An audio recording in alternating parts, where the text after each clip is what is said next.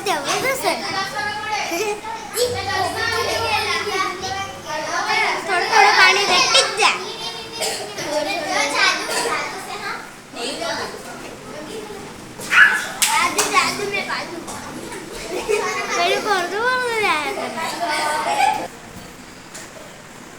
એક ગ્લાસમાં પાણી ભરે તો બધા ગ્લાસમાં પાણી ભરાય છે.